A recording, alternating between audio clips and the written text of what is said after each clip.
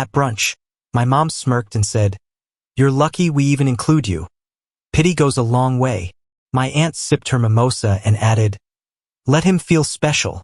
I just smiled, finished my coffee, and said nothing. That night, I contacted my lawyer, listed the family cabin for sale, and pulled my authorization from the shared credit pool. 2 weeks later, they woke up to notices, cancellations, and a group chat flooded with panic. Then my brother called, screaming.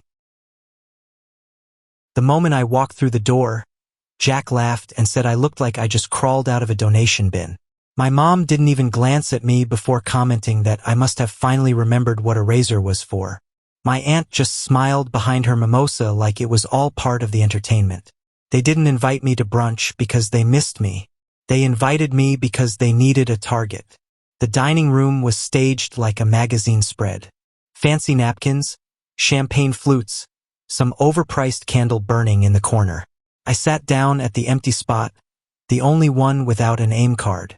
Jack raised his glass and said something about me finally earning a seat at the grown-ups table. I didn't react. I was used to it. I poured myself coffee and tuned out most of what they said.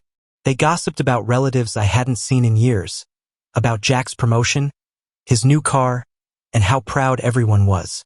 I just nodded when appropriate and chewed my eggs. It was always like this. I showed up. I stayed quiet and I paid when they forgot their wallets. Then, right as I was reaching for the last piece of toast, my mom turned to me with that smirk I knew too well. "You're lucky we even include you. Pity goes a long way." My aunt sipped her drink and added, "Let him feel special." I didn't even blink. I finished my coffee, smiled, and said nothing. That night, I opened my laptop and didn't hesitate. I emailed my lawyer.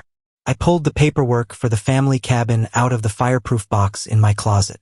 The one they always called our little getaway. Except it wasn't ours. It was mine.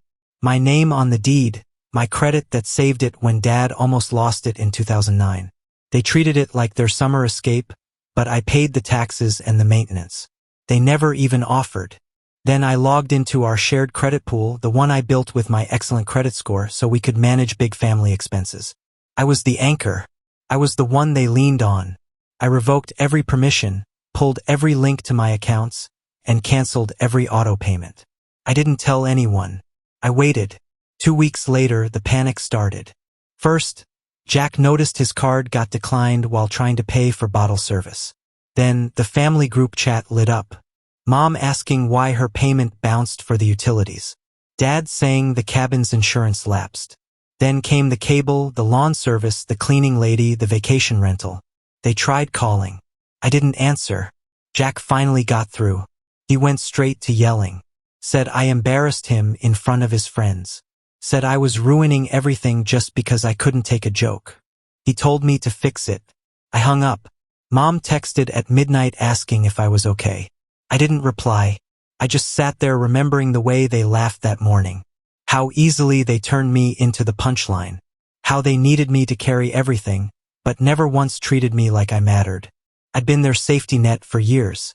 Now they'd find out what it's like without one. After Jack's little tantrum on the phone, everything went quiet. No calls, no texts, nothing. The group chat was dead. Not even one of those fake friendly memes my mom usually sends when she wants to paper over something awful. Just silence. I think they thought I'd cave, that I'd feel bad for overreacting, that I'd come crawling back with some apology about misinterpreting their jokes. That was their usual playbook. But this time I didn't bite. Instead, I took a drive up to the cabin. It was early in the morning, fog still clinging to the trees like cobwebs. I hadn't been there in over a year. Everything looked the same. Chipped porch railing, rust on the mailbox, the front steps sagging just a bit more than before. I stood in the middle of the living room and took it all in. The couch I bought, the photos I printed and hung, the firewood I chopped that nobody else ever bothered to replenish. It was my cabin in every way that counted. I called my lawyer that afternoon, told him I was ready to move forward with listing. Quietly, discreetly, and with my name only. He said it wouldn't take long. 2 days later, my dad showed up. He didn't text or call ahead. Just knocked like nothing had happened. Like he hadn't spent the last 2 decades treating me like the background character in my own family. He held a six-pack and said he thought we should talk. I opened the door, looked him in the eye, and told him I was busy. Then I closed it. He stood out there for a few more seconds. Then he left.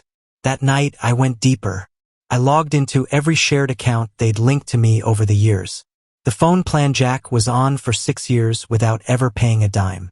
The family Netflix, the Spotify family account, all of it canceled, removed, replaced passwords, locked it all down. They didn't even know half the stuff was under my name until it started vanishing. By Monday morning, the panic began. Mom texted first. Something vague about the Wi-Fi not working. Then she asked if I changed something. No question marks, just passive aggression wrapped in confusion. An hour later, she sent another one. Was this about what I said at brunch? I was joking. Don't be so sensitive. Then the crying emoji. Then a heart. Jack texted too. Said I was being immature. That I was blowing things out of proportion. That we're family and family forgives. But forgiveness had always gone one way. That night, I finally responded. I told them I'd removed all my financial ties to the household. That I wasn't going to be their backup plan anymore. That if they needed something fixed, they could call someone else. I reminded them of the $4,000 they still owed me from last year. The money I gave them when Jack's insurance scam almost caught up with him. And they begged me not to let him get arrested. They promised it was temporary. A month max. That was 16 months ago. I told them I wanted it back. For $1,000, no interest, no wiggle room, due at the end of the month. I gave them a deadline and nothing else. By the next morning, I had 6 missed calls from my mom, 2 from my dad, and 3 voicemails from Jack. He went from yelling to pleading in the span of 2 minutes. Said he couldn't hang out with his friends anymore because his cards weren't working. Said his girlfriend was pissed. Said this wasn't fair. None of it mattered. On Wednesday, I emailed them a spreadsheet. It had one line. Outstanding balance for $1,000. Due July 31st. No extensions, no discussions, no exceptions. Mom called that night crying. Said she felt like I was tearing the family apart. Said they never meant to hurt me. Said they were just joking. That I was always so sensitive. I reminded her how Jack used to joke about me being adopted. How she used to joke that I should have been a lawyer so I could finally contribute something real. How Dad once said after a bad Thanksgiving that it was a shame all that therapy didn't make me less difficult to be around. None of them had ever apologized. But now that they needed something, now they were sorry. I didn't yell. I didn't curse. I just told her what I should have told them years ago. You don't get to treat me like an afterthought and still expect me to show up when things fall apart. Then I hung up. I don't think I've ever felt more clear in my life. By the end of the week, they realized I was serious. The shift in tone was immediate. Jack stopped yelling. My dad stopped pretending he didn't care. My mom started calling every day like we were best friends. All of a sudden, I was the most important person in the family again. It was pathetic. She called Tuesday morning and left a voicemail about how the washing machine broke. Said she didn't know how to schedule a repair without my help. Wednesday, it was the water bill. Apparently, they'd forgotten how to log into the account since I'd managed it for years. Thursday, she sent a photo of Jack standing next to his car with the hood open. Said something about how I always knew how to figure these things out. They didn't say sorry. They didn't offer to pay me back. They just wanted it all to go back to normal. That same evening, I got a message from my aunt, the same one who smirked during brunch like she was watching a live sitcom. She said the whole thing had gone too far, that I needed to think about what kind of man I wanted to be. Said I was hurting people who loved me. I almost laughed. They were all hurting now. And the truth was, it didn't even take much. Just a few login, a few documents, a few digital scissors to cut every cord they had tied around my neck. I hadn't yelled, hadn't lashed out, hadn't burned anything down. I just stopped giving, and that was enough to unravel everything. I got the $4,000 on Friday, wired from my dad's account with a 2-word note. We're square. They thought that was the end of it. Like settling the debt would buy them a clean slate. Didn't. That same night, I submitted the final documents for the cabin listing. It was going on the market the following week. I didn't tell anyone. On Saturday, Jack tried again. He showed up at my place with 2 six-packs and some nonsense about brothers fixing things. Said he missed how things used to be. Said it was stupid that we were fighting over a couple of jokes. I let him sit there on the porch rambling until he realized I wasn't going to respond. Then he stood up, tried to make it about me again, called me bitter, dramatic, impossible to deal with. I closed the door while he was mid-sentence. Later that night, I got a final text from him. Said he hoped I enjoyed being alone, that the rest of the family was moving on without me. They weren't. I could see it in the way they kept circling. Mom dropping passive-aggressive messages about how we all make mistakes. Dad asking if I'd reconsider handling the property taxes just one last time. Jack trying to act like nothing ever happened when he needed a ride to pick up his car. I ignored all of it. The more they tried to pretend nothing had changed, the more obvious it was how much had. They needed me, not because they loved me, but because they had built their lives on the idea that I would always be there. Quiet, reliable, invisible. But I wasn't that person anymore, and they weren't ready for what was coming next. The listing went live on a Monday morning. I watched it happen from my kitchen table with a coffee in hand, barely blinking as the photo of the cabin appeared online. Wide porch, green shutters, maple trees all around it. The same place where I'd spent countless weekends cleaning, fixing, mowing, while everyone else just showed up with coolers and walked in like they owned it. It didn't take long for the storm to hit. By noon, my phone was vibrating nonstop. I didn't even have to look. I knew. My mom called 4 times before I silenced it. Then came the group chat. My aunt was the first to notice.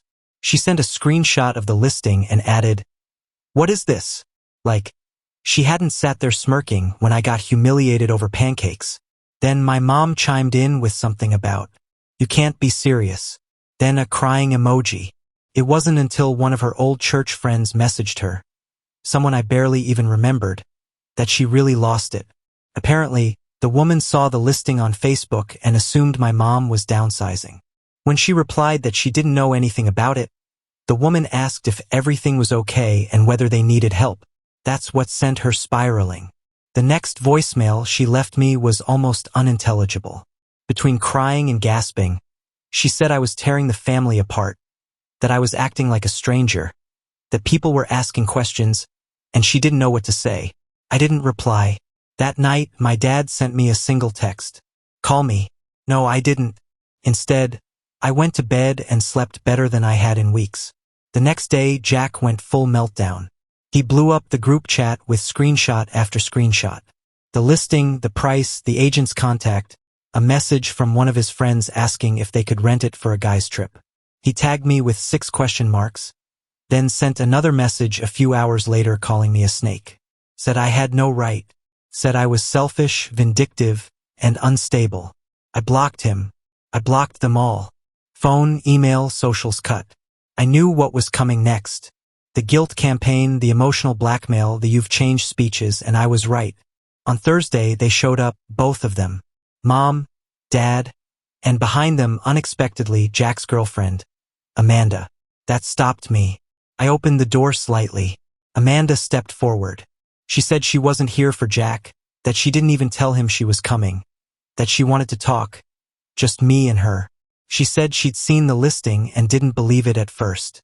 Jack had always told her the cabin was his, that he'd taken it over after Dad retired, that he handled the expenses and taxes, that it was his family's legacy and he was keeping it alive. Then the week before, she was looking for a charger in his desk and found the original deed. My name, my payments, my signature. She confronted him and it all unraveled. Every lie, every exaggeration, every story he told to look like the golden sun. She said she was done with him. She just thought I deserved to know. Then she apologized and walked away. I looked at my parents. They just stood there unsure of what to say. I told them I'd already arranged the payout. They'd get their $20,000. Jack would get nothing. My dad tried to speak. Something about betrayal, about how things like this should be discussed as a family. I said it had been discussed for years. They just weren't listening. I closed the door. That night, I got the confirmation email. Offer accepted. Sale in process. Closing in 3 weeks. The cabin was gone. Just like that, and I didn't feel guilty. Not even a little. The cabin officially sold on a Thursday morning.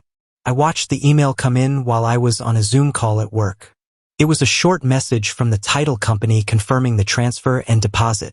That was it. Just a few lines of legalese and a number that hit my bank account 30 minutes later. It was strange how quiet the moment was considering what it represented. I closed the email, walked into the kitchen, made coffee, and sent a single wire transfer, $20,000, straight to my parents' joint account. I didn't include a message. I figured they'd figure it out. And if they didn't, even better. It only took an hour. My mom called first. I let it ring. Then came the second call, then a third. Then a string of messages, each one more unhinged than the last. She said I couldn't be serious. That the cabin wasn't just a property. It was part of the family. She said she was going to call the realtor directly. She said she was going to get her lawyer involved. There was no lawyer. At 4:32 p.m., my dad texted me. We need to talk. You're making a mistake. I sent him a one-line reply. The sale is complete. You've been paid. I knew the group chat would light up next. They always did damage control as a team. Sure enough, by dinner it was a mess. My aunt chimed in first, the same one who told me to let him feel special while sipping her mimosa like she was judging a wine contest. She said I was acting out, that this wasn't me, that I was better than this. Then Jack jumped in. He started with, "You can't be a king serious," and spiraled from there. Screenshots, messages from his friends, something about how they were planning a ski weekend next month. How now he looked like a liar. He said I ruined everything because I couldn't handle being the least successful person at brunch. I didn't say anything. I waited until the morning and then I dropped the final card. Cabin sold. Title transferred. Your share $20,000 has been paid. Don't contact me about it again. Also effective immediately. I've permanently revoked my consent from the family credit fund. The bank has been notified. Access is removed. You are not authorized to use my name or score for anything ever again. I send it. I left the chat. I turned off my phone. What followed was exactly what I expected. Except for one part one didn't see coming.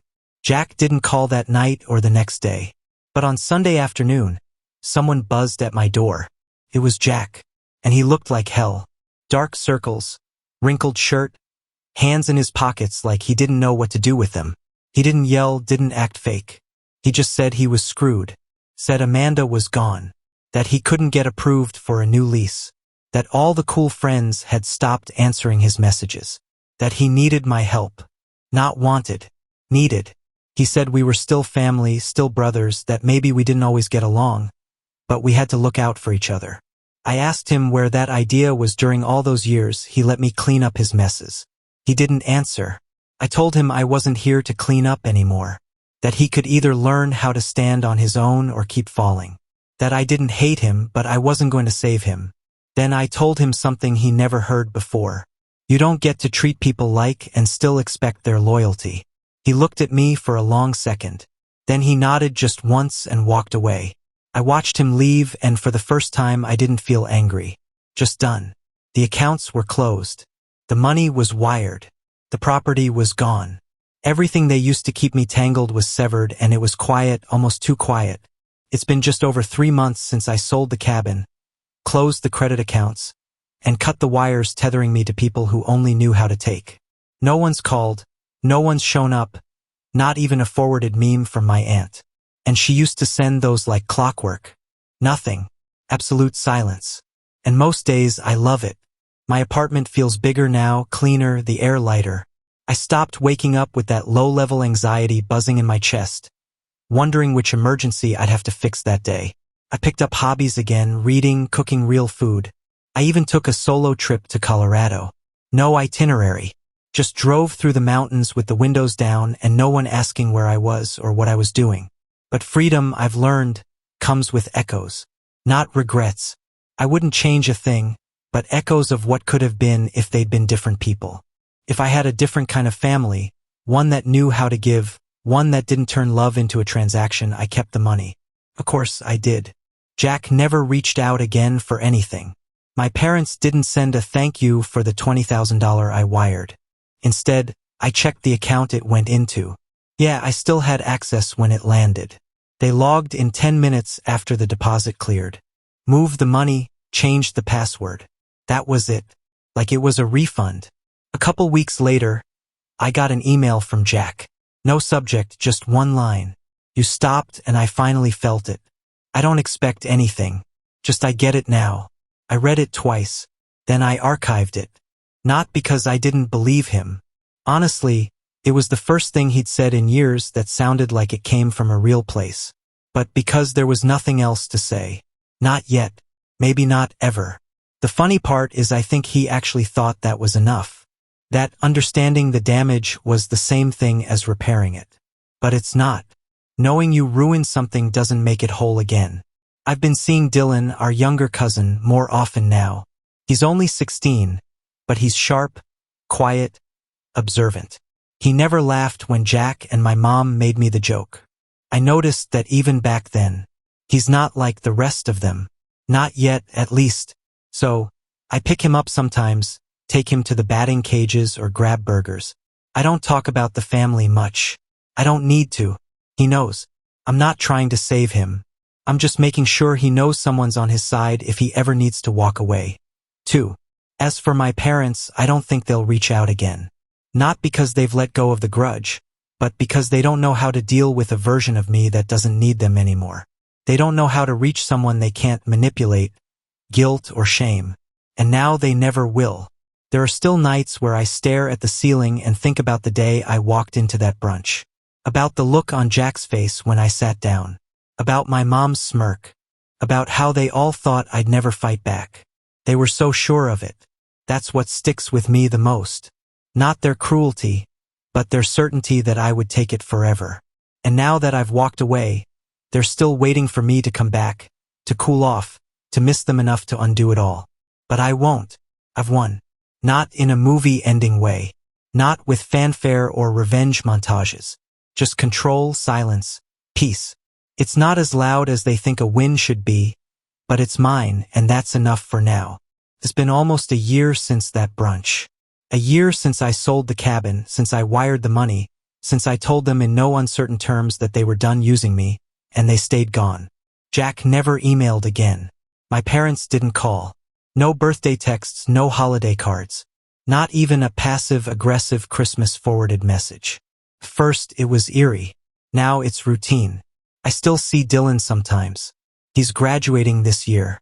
We grabbed burgers last week and out of nowhere he said, "You know they still bring you up at every gathering, right?" I didn't ask what they said. I didn't want to know. He looked at me like he wanted to ask something else. Then just said, "I get it." That was enough. I live quieter now, more deliberately. I bought a small place 2 hours outside the city. It's not fancy, but it's mine. No shared accounts, no co-signed loans, no one holding anything over my head. Just space and clean air and peace I had to carve out by burning down a piece of my past. Last week, I found something weird, though. A postcard, no return address, just a photo of a lake at sunset. On the back, in small handwriting, "We should have done better. You deserve better."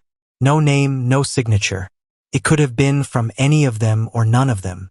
I put it in a drawer. Didn't throw it out. Didn't reply.